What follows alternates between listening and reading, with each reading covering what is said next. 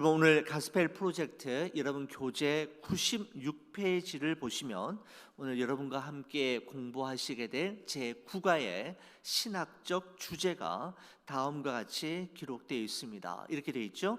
예수님은 우리가 받는 시험과 시련의 한가운데 능력으로 함께 하십니다 라고 하는 주제를 가지고 우리가 함께 공부하겠습니다. 여러분, 이번 과에서 공부하게 될 내용을 여러분 교재 97페이지 한번 보시겠습니까? 97페이지 보시면 맨 위쪽에 질문이 있고요. 그 질문 바로 밑에 한 패러그래프가 있는데 그 부분, 우리는 그리스도인으로 살면서, 여러분 찾으셨습니까? 그 단락을 저와 함께 천천히 한번 읽어보겠습니다. 이번 과에서 공부하게 될 내용을 요약해서 정리해서 기록한 문장입니다. 우리 같이 한번 읽어보죠. 우리는 그리스도인으로 살면서 우리를 시험하는 여러 어려움과 씨름합니다. 그러나 그리스도인은 혼자가 아닙니다. 하나님의 아들이신 예수님이 만물의 주권자로서 우리를 깊은 위로와 용기의 자리로 불러내 삶의 어려움에 당당히 맞서게 하십니다. 예수님은 바람과 파도도 지배하는 주권자이십니다. 그러므로 우리는 어떤 상황에서도 그분을 예배하고 다른 이들을 예배로 초청할 수 있습니다 라고 기록하고 있습니다. 예수님을 믿고 예수님을 따르는 성도의 삶에도 필연적으로 고난이 있고 시험과 시련이 있지만 오히려 그 고난과 시험과 시련은 나와 함께 하시는 분이 누구이신지, 그리고 그분이 내 삶 속에 개입하실 때 어떤 일이 일어날 수 있는지를 확인할 수 있는 기회가 됨을 우리는 오늘 본문의 말씀을 통해서 볼 수가 있겠습니다. 여러분, 그 다음에 보시면 우리 첫 번째 핵심 포인트가 소개되고 있죠. 이렇게 가스펠 프로젝트 첫 번째 핵심 포인트는 이렇습니다. 예수님은 우리가 처한 상황의 주권자이십니다 라고 기록하고 있습니다. 여러분, 오늘 이 본문의 사건은 여러분 잘 아시는 내용입니다. 예수님께서 풍랑이는 바다 위를 걸어오시는 바로 오늘 이 기적의 사건이 일어나기 전에 어떤 일이 먼저 있었는지를 살펴본 후에 이 사건을 다루는 것이 본문을 이해하는 데 보다 잘 이해할 수 있겠다라는 생각이 들었습니다. 해가 저무는 저녁 시간, 벳세다 빈들에는 구름대처럼 모여 예수님의 말씀을 듣는 무리들이 있었습니다. 그 무리들을 불쌍히 여기신 예수님께서는 보리떡 5개와 물고기 2마리로 여자와 어린이 외에 5,000명을 배불리 먹이시고 남은 조각을 12광주리에 거두게 하시는 전무후무한 기적을 행하셨습니다. 사복음서 모두가 이구동성으로 이 오병이어의 기적을 다루고 있는데, 이 오병이어의 기적 이후에 예수님께서 행하신 일이 바로 오늘 본문의 말씀에 기록이 되어 있습니다. 여러분, 22절, 23절의 말씀을 보시면 오늘 이 사건의 발단을 다음과 같이 이야기하고 있습니다. 예수께서 즉시 제자들을 재촉하사 자기가 무리를 보내는 동안에 배를 타고 앞서 건너편으로 가게 하시고 무리를 보내신 후에 기도하러 따로 산에 올라가시니라. 저물매 거기 혼자 계시더니 라고 기록하고 있습니다. 여러분, 예수님께서는 세례 요한이 헤롯 왕에 의해 참수형을 당하는 아주 끔찍한 소식, 슬픈 소식을 들으신 이후에도 홀로 빈들에 가서 시간을 보내시기 위해 배를 타고 이동하셨던 것처럼 오늘 본문의 말씀에도 오병이어로 수많은 백성들, 무리들을 배불리 먹이신 이후에도, 그 놀라운 기적을 행하신 이후에도 예수님은 혼자 기도하시기 위해 산으로 올라가시는 모습을 볼 수가 있습니다. 여러분, 그러니까 예수님은 사역의 중간중간마다 하나님과의 깊은 영적 교제를 통해 지금 행하신 일과 앞으로 행하실 일들이 무엇이었고 어떤 의미가 있는지를 수시로 점검하시는 모습을 볼 수가 있는 것이죠. 여러분, 동일한 사건을 기록하고 있는 요한복음 6장의 말씀에 보면 예수님께서 오병이어의 기적을 행하신 이후에 어떤 일이 그 베세다 들녘에 있었는지 다른 복음서보다 비교적 상세하게 기록하고 있는데, 요한복음 6장에 보면 이런 기록이 있습니다. 그 사람들이 예수께서 행하신 이 표적을 보고 말하되, 여러분, 예수님께서 행하신 이 표적이라는 것은 바로 오병이어의 표적을 이야기하는 것입니다. 그것을 보고 말하되 이는 참으로 세상에 오실 그 선지자라 하더라. 그러므로 예수께서 그들이 와서 자기를 억지로 붙들어 임금으로 삼으려는 줄 아시고 다시 혼자 산으로 떠나 가시니라 라고 말씀하고 있습니다. 여러분, 예수님께서 행하신 오병이어의 기적으로 말미암아 벳세다 빈들에 모였던 무리들은 예수님이야말로 자신들을 가난과 배고픔으로 건져내주고 로마의 압제로부터 자유를 줄 수 있는 자신들의 왕, 자신들의 임금으로 삼으려고 하는 소동이 있었음을 요한복음이 기록하고 있죠. 나머지 세 복음서에서는 이렇게 기록하고 있지는 않습니다. 요한만 그 이후에 이런 일이 있었음을 이야기하고 있는 것이죠. 예수님이 행하신 그 놀라운 일들로 말미암아 그들은 예수님을 그들의 왕으로, 임금으로 삼으려고 했던 것입니다. 여러분, 하지만 예수님은 사람들의 환호와 인기에 영합하지 아니하고 그들과 분리되어 헤어져서 기도하기 위해 산으로 올라가셨을 뿐만 아니라 제자들 역시 환호하는 사람들에 의해 헛된 기대와 망상에 사로잡히지 않도록 하기 위해 즉시 제자들을 재촉하사 배에 태워서 바다 건너편으로 내보내시는 일을 하셨음을 볼 수가 있는 것이죠. 여러분, 예수님은 세례 요한이 죽임을 당하는 아주 끔찍한 사건, 슬픈 일을 경험하셨을 때뿐만 아니라 오병이어의 놀라운 기적을 행한 이후에 사람들로부터 명성을 얻고 인기가 하늘을 찌를 듯한 순간에도 하나님 앞에 나아가 기도하는 시간을 놓치지 않았음을 볼 수가 있습니다. 여러분, 그렇습니다. 마음에 어려움이 있고 삶 속에 고난과 시련의 시간을 통과하고 있을 때, 우리 삶 속에 그런 일이 있을 때에는 기도의 자리에 나오기가 어떤 점에서는 비교적 쉽습니다. 여러분, 그러나 정말 어려울 때는 언제인가요? 모든 것이 잘 되고 있고 별 문제가 없을 때, 기도한 대로 하나님께서 다 응답해 주신 이후에도 기도의 자리를 한결같이 지켜내는 것은 오히려 더 어렵지 않나라는 생각이 듭니다. 여러분, 이런 생각이 들었습니다. 제가 한국에서 사역할 때였습니다. 고3 학생을 둔 부모님들이 자녀들의 대입 학력고사, 대입 수능고사 시험을 앞두고 있을 때에는 여러분, 새벽 기도회가 점점 더 불어나기 시작합니다. 여러분, 보통 새벽 예배 때를 소예배실에서 예배를 드렸는데, 소예배실 평일날 예배 드릴 때에는 빈자리가 많이 있어가지고 새벽 예배 오시는 성도님들이 그리 많지 않으셨습니다. 여러분, 그런데 대입 수능 시험을 앞둔 한 주간부터는 갑작스럽게 소예배실이 가득 채워져서 소예배실이 정말 모자라가지고요, 본당을 오픈해서 예배를 드렸는데 본당에도 3분의 2 이상이 찰 정도로 많은 성도님들이 모여서 새벽 예배를 드리는 여러분 그런 모습을 볼 수가 있었습니다. 여러분, 그러다가 수능 시험이 딱 끝나잖아요.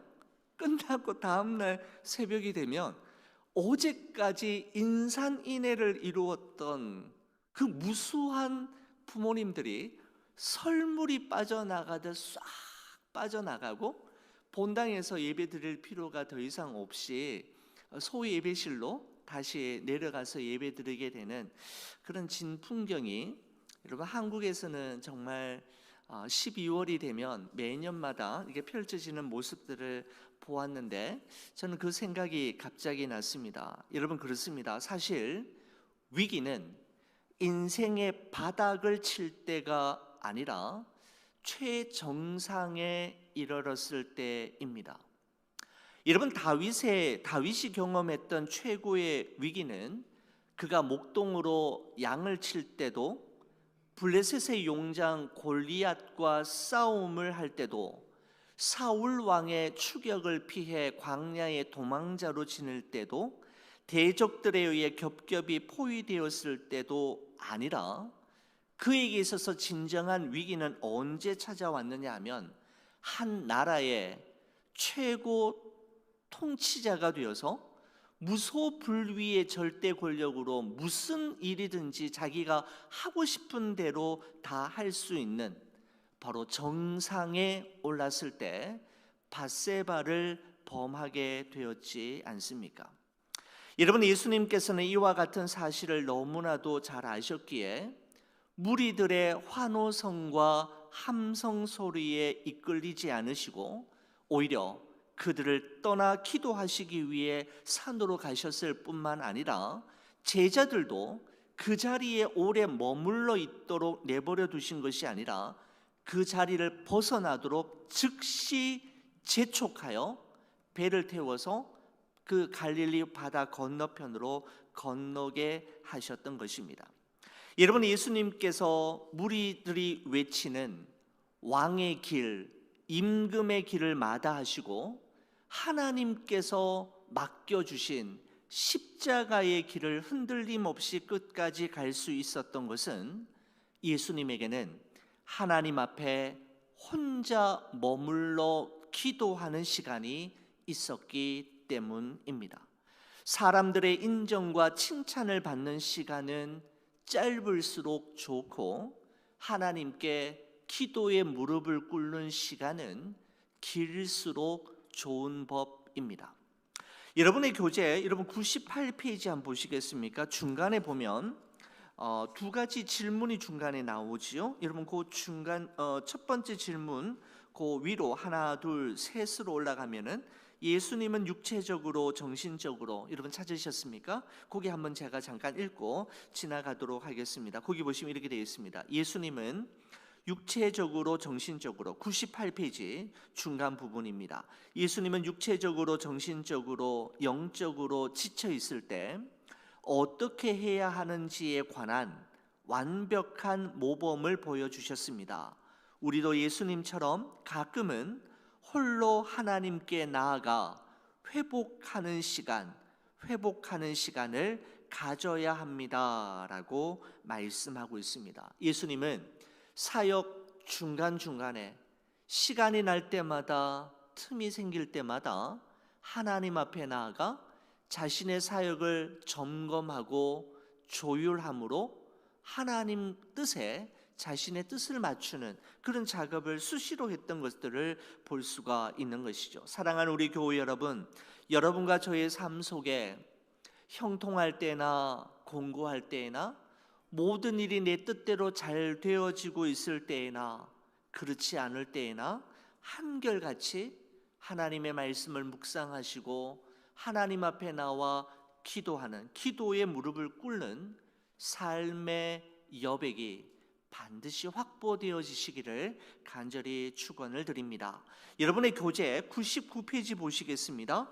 두 번째 핵심 포인트가 나오는데, 두 번째 핵심 포인트를 이렇게 잡았습니다. 그죠? 예수님은 폭풍 한가운데에서도 용기와 믿음을 가지라고 말씀하십니다 라고 되어 있습니다. 여러분, 저는 오늘 이 본문의 말씀을 보면 25절에 보면 예수님께서 풍랑이는 바다 위를 걸어서 제자들에게로 오시는, 제자들이 타고 있는 배로 오시는 시간이 기록되어 있는 것을 볼 수가 있습니다. 25절에 보십시오. 밤 사경에 예수께서 바다 위로 걸어서 제자들에게 오시니라고 되어 있습니다. 여러분, 예수님은 제자들을 재촉하사 배에 태워 바다 건너편으로 건너가게 하신 후에 산에 올라가셔서 하나님께 기도하고 제자들을 위해 기도하셨을 뿐만 아니라 밤 사경이 되었을 때 그 풍랑으로 인하여 고생하며 절체절명의 위기 속에 빠져 있는 제자들이 머물고 있는 배로 가셨던 것을 볼 수가 있습니다. 그 시간이 몇 시라고요? 밤 사경에라고 되어 있습니다. 이런 밤 사경이라는 것은 오늘날 시간으로 환산을 한다면 새벽 3시에서 6시 사이 정도라고 보시면 되겠습니다. 새벽 3시에서 6시, 아직 깜깜한 새벽 미명이라고 할 수가 있겠지요. 여러분, 그런데 그 예수님께서 위험에 처한 제자들을 구하시기 위해서 걸어가시는 예수님의 발걸음을, 그죠? 칠흑 같은 어둠도 막을 수 없었고 큰 바람과 파도도, 심지어는 자연의 법칙도 저지할 수 없었습니다. 예수님이 제자들을 구하시기 위해 바다를 걸어가시는데 깜깜한 밤도, 흑암도, 바람도, 파도도, 자연의 법칙도 그의 발걸음을 멈추게 할 수 없이 예수님은 그 제자들을 구하기 위해 직진하는 것을 볼 수가 있는 것이죠. 여러분, 그런데 그 시간이 언제인가 하면 밤 사경에라고 되어 있습니다. 이런 밤 사경이라는 것은 무엇을 의미하는 걸까요? 바로 하나님께서 개입하시는 시간, 하나님께서 정하신 때가 될 때 하나님은 그 문제를 해결하시기 위해 자연의 법칙을 깨뜨리시고 흑암도 파도도 바다도 상관하지 않으시고 직진해서 그들의 문제 현장 속으로 들어가는 모습을 볼 수가 있습니다. 밤 사경에라는 것은 하나님이 정하신 때를 이야기하는 것이고 예수님께서 나의 문제에 개입하시는 시간을 의미하는 아주 중요한 표현이라고 할 수가 있습니다. 여러분, 그렇습니다. 사랑하는 우리 교우 여러분, 여러분과 저의 밤 사경은 반드시 찾아옵니다. 영원히 지속될 것만 같은 녹록지 않은 삶의 형편들과 꼬리에 꼬리를 물고 이어지는 인생의 문제들, 도저히 기도 응답의 가능성이 전혀 보이지 않는 기도의 제목들로 인해 정말 낙심이 되고 심히 영적으로나 육체적으로 피곤할 때가 있지만, 예수님과 제자들이 풍랑이는 갈릴리 바다 한가운데에서 만났던 밤 사경, 그때 하나님이 정하신 그때, 예수님께서 개입하시는 그때 모든 문제가 해결되어지고 풀어지고 풀려지는 그때가 반드시 여러분과 저의 밤 사경이 반드시 있을 것임을 말씀하고 있는 것이죠. 여러분, 깜깜한 밤 풍랑이는 물 위를 걸어오는 사람이 있음을 본 제자들이 깜짝 놀라면서 처음에는 유령이라고 외쳤지 않습니까? 여러분, 그때 예수님께서는 그들을 향해 27절에 안심하라, 나니 두려워하지 말라고 하셨습니다.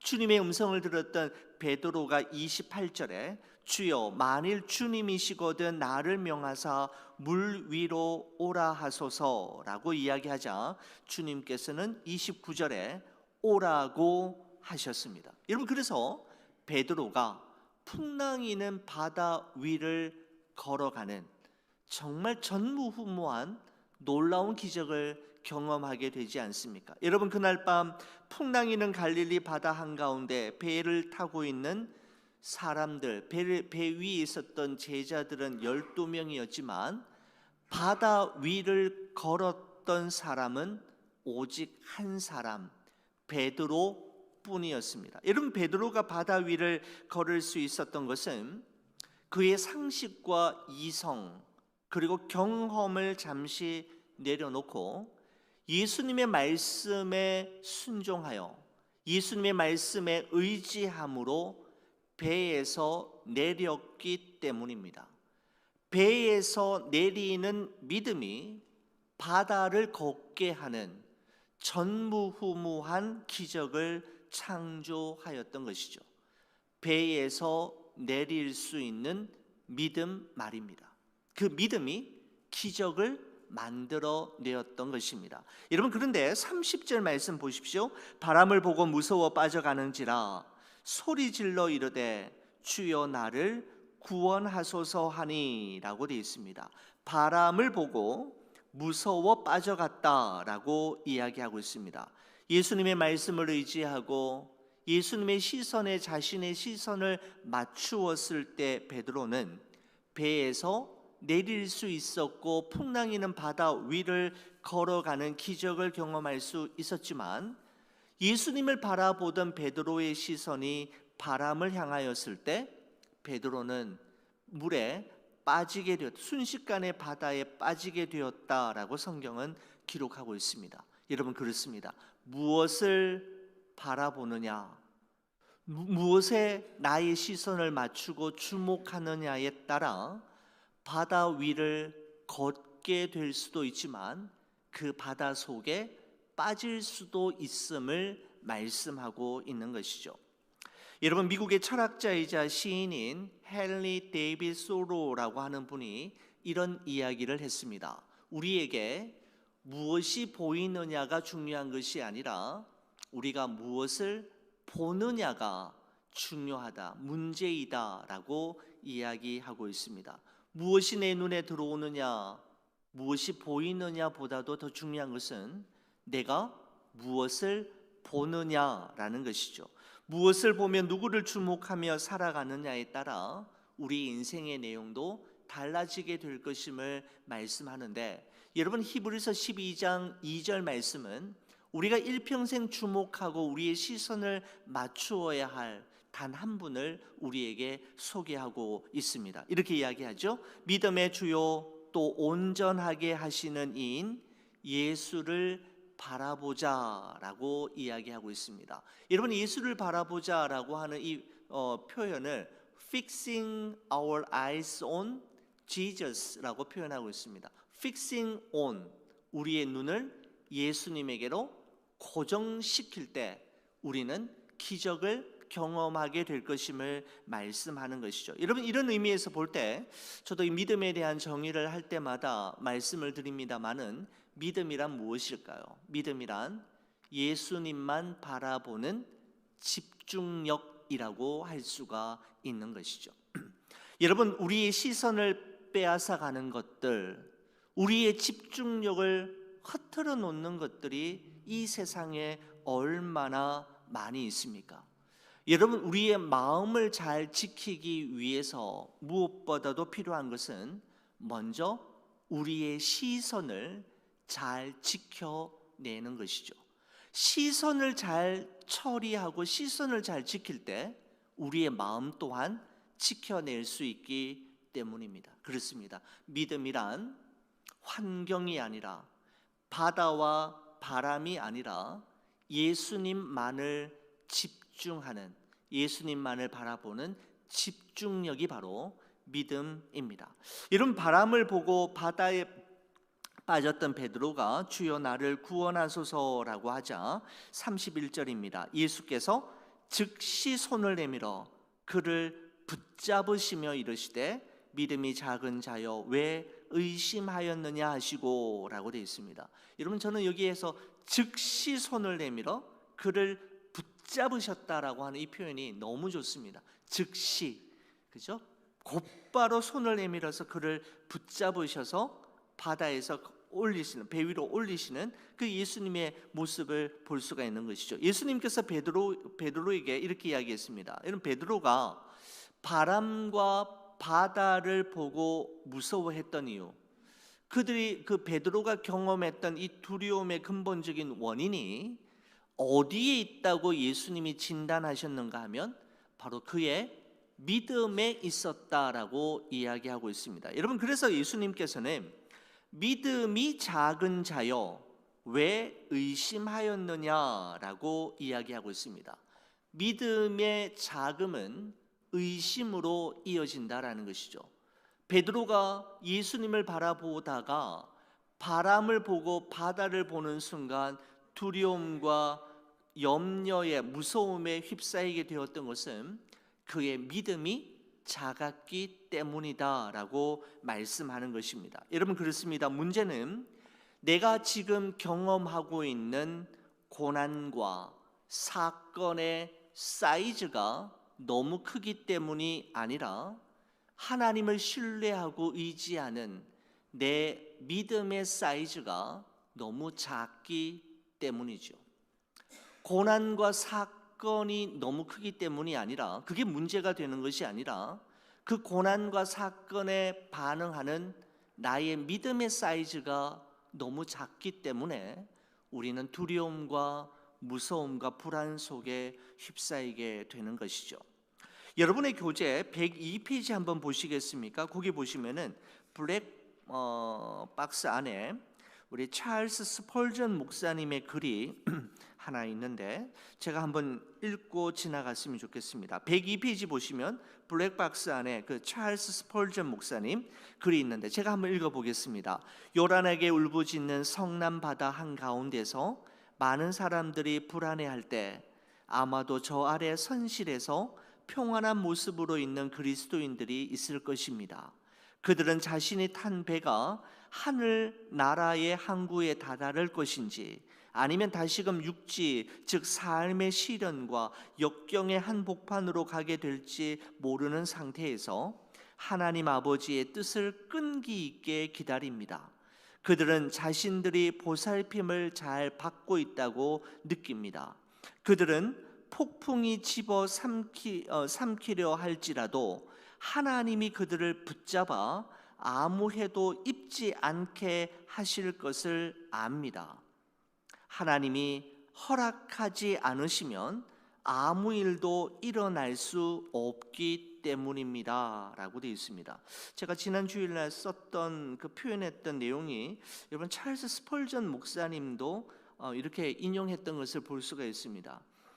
폭풍이 집어삼키려 할지라도 하나님이 그들을 붙잡아 아무 해도 입지 않게 하실 것을 압니다. 하나님이 허락하지 않으시면 아무 일도 일어날 수 없기 때문입니다 라고 이야기하고 있습니다. 여러분, 그렇습니다.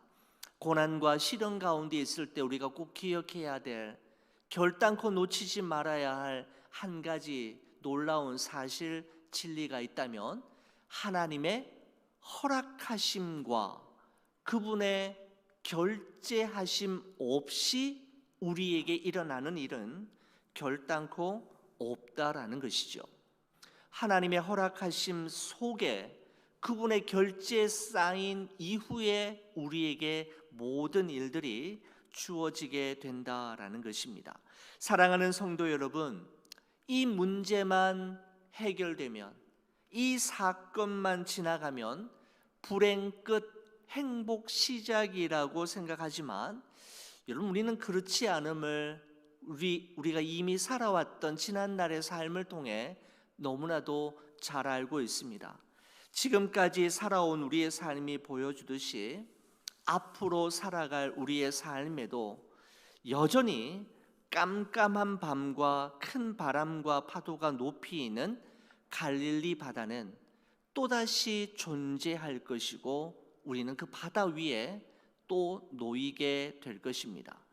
여러분, 우리 인생에 불어오는 여러 가지 종류의 바람과 풍랑이는 바다를 극복하는 비결은 하나님의 허락하심과 하나님의 결재 없이 주어지는 바람과 파도는 없다라는 사실을 기억하는 것이고, 우리의 믿음으로, 하나님을 신뢰하고 의지하는 믿음으로만 극복할 수 있다라는 사실을 우리는 이 두 번째 핵심 포인트를 통해서 확인할 수가 있습니다. 여러분, 103페이지에 보시면은 세 번째 핵심 포인트가 나오는데, 예수님은 권세 있는 하나님의 아들이시며 예배받기에 합당하십니다 라고 되어 있죠. 여러분, 그러면서 103페이지 한번 보시겠습니까? 103페이지 그 아래쪽에 블랙박스 안에 D.A. 칼슨이라고 하는 분이 쓴 글이 있습니다. 위대한 주석가인데 주석가가 쓴 이 표현 한번 보십시오. 이 이야기의 절정은 폭풍이 잠잠해지는 장면이 아니라 제자들이 예수님께 절하며 이렇게 고백하는 장면입니다. 진실로 하나님의 아들이로소이다 라고 하는 이 장면, 이 고백하는 장면이야말로 이 이야기의 절정이요 핵심임을 말씀하고 있는 것이죠. 여러분, 그래서 우리의 관심은 마태복음 14장 32절에 집중할 것이 아니라 이 기적을 통해서 제자들이 하는 고백, 이 고백에 우리가 포커스해야 됨을 말씀하고 있는 것입니다. 여러분, 어느 누구도 우리 인생 항해 가운데 거센 바람과 파도를 만나는 것을 원하는 사람은 아무도 없지만 갈릴리 바다에 거센 바람과 큰 파도가 일어나는 절체절명의 위기가 없었다면 아마 그날 밤 제자들은 편안하게 바다를 건널 수 있었을런지는 모르지만 바다 위를 걸어오시는 예수님을 만나지는 못했을 것이고, 그랬다면 예수님이 하나님의 아들이라는 사실 또한 알 수 없게 되었을 것입니다. 여러분, 이런 관점에서 볼 때 그날 밤 예수님의 제자들이 건넜던 그 갈릴리 바다는 표면적으로 볼 때는 고난과 시련의 바다이었음에 분명하지만 실제로는 예수님이 누구이신지를, 그리고 그분이 나의 삶 속에 개입할 때 어떤 일이 일어날 수 있는지를 깨닫기 위해 꼭 필요했던 은혜의 바다이었음을 깨닫게 되는 것이죠. 바람이 일지 않고 그날 파도가 잔잔했다면 편안하게 지나갈 수 있었지만 아무 일도 일어나지 않았을 것입니다. 고난이 있었기에, 시련이 있었기에 그들은 예수님이 누구인지를 깨달을 수 있었던 것이죠. 자, 여러분 104페이지 결론을 보시겠습니다. 여러분 결론 거기 보시면은 중간에 이렇게 되어 있습니다. 여러분 이 세상에서, 여러분 104페이지이고요. 결론을 보시면은 결론 중앙에 이 세상에서 우리의 안위는, 여러분 거기서부터 제가 한번 읽어보겠습니다. 이 세상에서 우리의 안위는 믿음의 강함에 있지 않고 믿음의 대상에 있습니다. 우리의 믿음은 폭풍 속에서 흔들리겠지만, 저는 그 앞에 또 흔들리겠지만 이렇게 넣고 싶습니다. 또라는 말을 넣고 싶은데, 폭풍 속에서 흔들리겠지만 그리스도는 굳건히 요동하지 않으시고 폭풍을 발판 삼아 하늘 구름 위에 올라타십니다. 우리가 복음의 귀한 말씀을 기억할 때 우리 믿음은 힘있게 자라납니다. 복음은 우리에게 오로지 예수님만이 우리의 예배를 받으시기에 합당하고 우리를 구원하시는 분임을 알려줍니다. 이 진리는 우리의 마음에 불을 붙이고 우리를 인도해 어떤 상황에서도 주 하나님을 향한 사명의 신실한 증인으로 살아가게 합니다 라고 말씀하고 있습니다. 여러분, 그러면서 마지막 그리스도와의 연결도 한번 보시죠. 이렇게 되어 있습니다. 우리 믿음에서 가장 중요한 것은 믿음이 얼마나 큰가 보다 누구를 믿는가입니다. 예수님은 기적과 가르침과 가장 확실하게는 죽음과 부활을 통해 자신이 우리의 믿음을 받기에 합당한 분임을 증명하셨습니다. 예수님만이 우리를 구원하실 수 있습니다 라고 말씀하고 있습니다. 가장 중요한 것은 나와 함께 하시는 그 예수님이 누구인가를 기억할 때 인생의 고난과 시련, 우리 인생에 불어닥치는 바람과 바다도 감당할 수 있음을 말씀하고 있는 것이죠. 여러분, 국어를 정리하면서 저는 이렇게 문장을 마무리 한번 짓고 싶습니다. 여러분, 진짜 축복은 풍랑을 만나지 않는 데 있는 것이 아니라 풍랑 가운데서도 우리를 주목하시고 우리를 구하시기 위해 찾아오시는 그분, 오직 주님만이 내 인생의 유일한 해답이심을 발견하는 것이 진짜 축복입니다. 예수님은 시련 대신에 평안을 주시는 것이 아니라 시련 중에도 평안을 주십니다. 하나님은 우리에게 해를 입히시기 위해 고난을 주시는 것이 아니라 우리를 성숙해 하시고 예수님이 어떤 분이신지를 깨닫도록 하시기 위해 오늘도 큰 바람과 파도의 시련을 사용하신다라는 것을 우리는 기억해야 합니다. 여러분, 우리가 이 세상을 살아가는 동안에 경험하게 되는 갈릴리 바다 위에서 일어나는 모든 현상들과 같은 그런 일들 속에서 나와 함께 하시는 예수님이 어떤 분이신지, 그리고 그분과 함께 할 때 어떤 일이 일어날 수 있는지를 우리의 눈으로, 우리의 온 삶으로 경험하며 목도하며 살아가는 여러분과 제가 되기를 간절히 축원을 드립니다.